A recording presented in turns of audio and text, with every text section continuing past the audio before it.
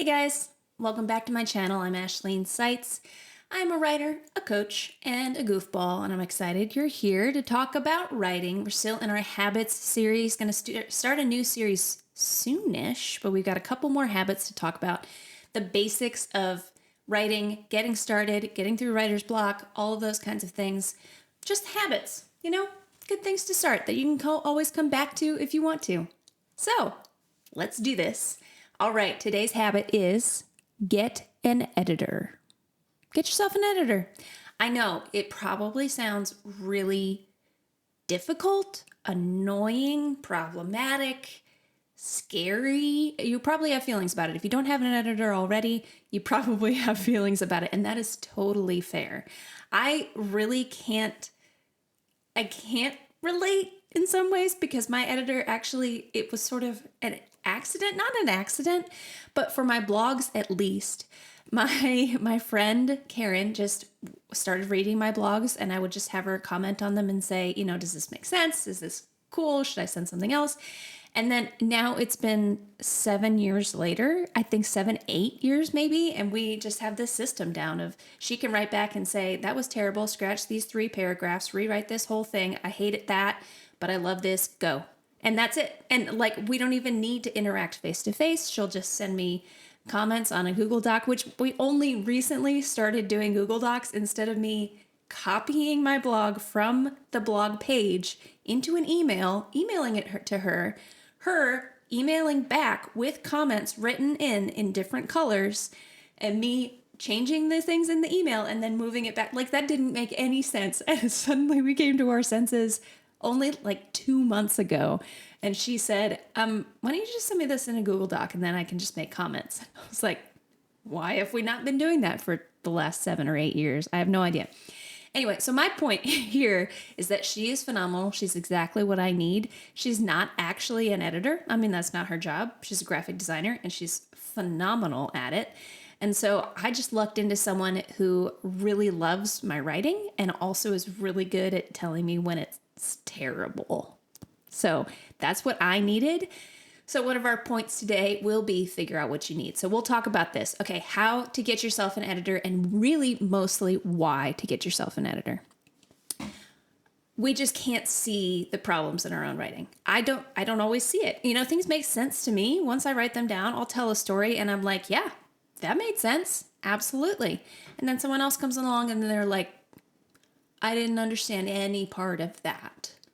And I'm like, oh, okay, thought I was a good writer. My bad.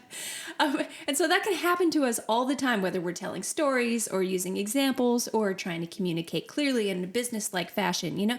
We've all done that thing where we're like, hey, can you just read this text or this email or whatever real quick and make sure I don't sound like a total idiot, And so that's basically what your editor is. Someone who looks back over it, who knows you, knows your writing, and says, yep, this is good. This is what you were going for. Or, you sound like you're really mad. Is that what you're going for? And you're like, no, this was supposed to be a happy post. Cool.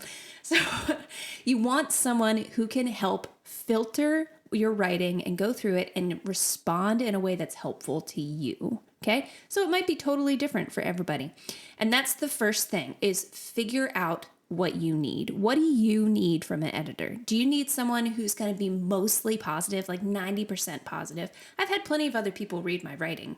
Do you need someone who is mostly positive and then just gives you one small piece of feedback of how to improve this thing for now, Or do you need someone who's just going to tell it to you straight and be like, no, that was bad, try again? Do you need someone who's going to read for grammar and typos, or are you pretty good at that and you just need someone to read for content, and concept? What do you need from an editor, or do you need all the things? And so start there. Just sit down, think through, okay, the last thing I wrote, what would have been helpful to have an editor on? Or ask your friends, can you read this and tell me what I needed, what I should have looked at or seen? And then you know what you need from an editor. So that's the first thing.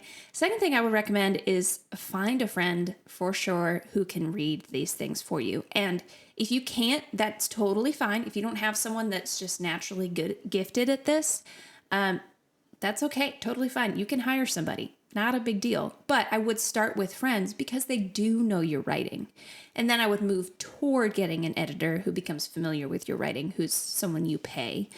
But yeah, if you can start with a friend or a family member, my mom is so good at finding typos and grammatical mistakes. And so I send, like, every time I do a resume or something I need to look perfect, I always send it to her. So just having someone in your corner that you know you can go to and say, hey, can you read this in the next 2 days and let me know your thoughts? That's super helpful. However, there's also a time for professional editing. Someone who's not going to cut corners, not going to glance over something by accident. And you can find those people they're freelancers, they're freelance copy editors. And then there are whole companies that just do copy editing and you can pay them. If you want a freelancer, probably a little bit cheaper, you can do on Fiverr, Fiverr, or go on Upwork, which is another freelancer website. It's a little bit nicer, I guess. I don't know. You can try both. Or there are you just Google copywriting companies and where can I send my manuscript? Where can I send my writing to be copy edited? And you'll find some places and some varying price options. Obviously, for the most part, you get what you pay for. So keep that in mind. And then ask questions. Definitely ask questions as you're having things edited, especially if it's a friend. And if they say, change this detail and you change it, it's always so helpful if you can send it back to them and say, did that work? Did I fix it? Because sometimes you're changing something that isn't actually the problem. And I will do that sometimes. My editor will say, hey, this didn't make sense to me. And I'll be like, oh, really? That example is fine. But I didn't have a transition paragraph to say why I'm giving you this example. And so, of course, it didn't make sense. And so I'll put the transition paragraph in, and then she'll read it again. And she'll be like, oh, makes total sense. Okay, great. So it's not always like the problem that they see. I mean, in typos and grammar, it absolutely is. But if you have an editor, always ask questions when you can. Say, okay, is this better? What would help you understand what I was trying to say? This is a good one. Do I have any specific words or phrases that I overuse that I can be on the lookout for? Because every writer, I promise, every writer has words and phrases that they overuse. And so you just have to start to be on the lookout for those. So asking questions of your editor.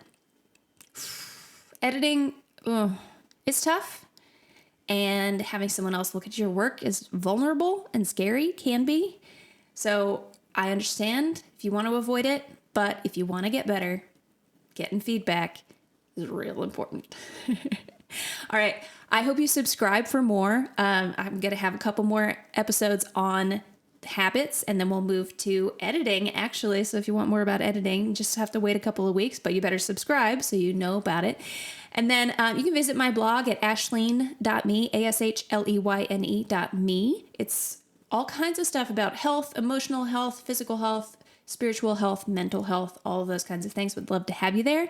And now, before we close, let's talk about what we're reading, because I want to know what you're reading and what you think of it.